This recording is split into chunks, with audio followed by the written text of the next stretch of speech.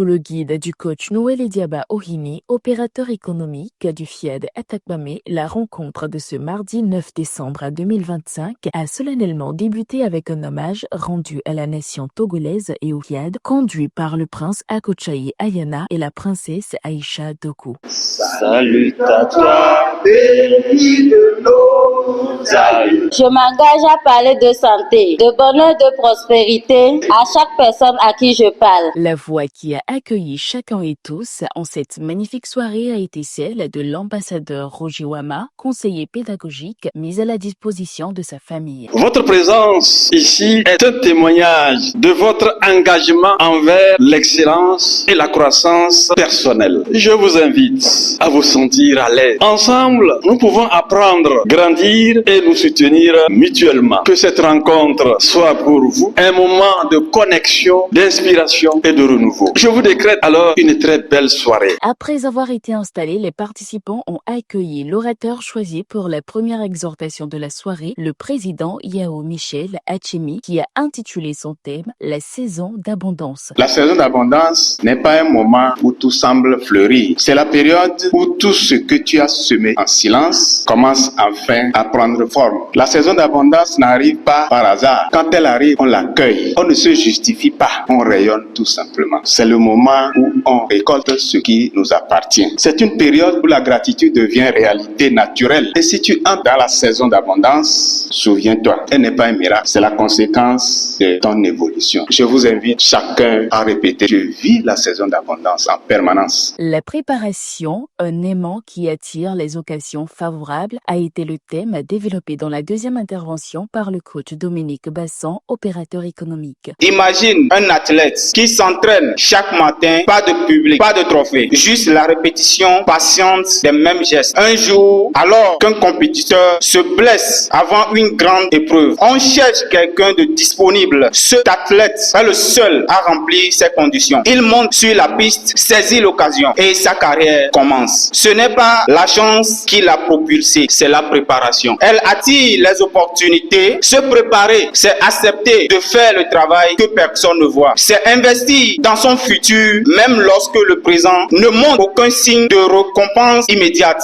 Le coach Yaouvi Denisa Megwinoué, secrétaire FIAD Atakpamé, a quant à lui affirmé que le sexe est un outil puissant du développement personnel. Écoutons pour mieux comprendre. Le sexe n'est plus un sujet de honte où l'on cache son visage. Il ouvre des portes d'opportunités. Car un homme qui rend sa partenaire heureuse et chantante chaque matin devient lui-même plus confiant et rayonnant. Le sexe est un véritable outil de développement. Il nous apprend la patience, l'écoute et la négociation. Il nous permet de découvrir les coins et recoins du plaisir de notre partenaire. Il transforme l'énergie sexuelle en énergie de vie qui se reflète dans nos travail, nos projets et nos relations humaines. Regardez un couple qui rit ensemble après un moment d'intimité. Ce rire est une force qui soude, qui libère, qui inspire. Alors mes frères et sœurs, ne voyez plus le sexe comme un tabou ou un sujet de honte. Voyez-le comme une école de respect, de joie et de croissance. Un moment de showtime s'est installé avant la poursuite du programme.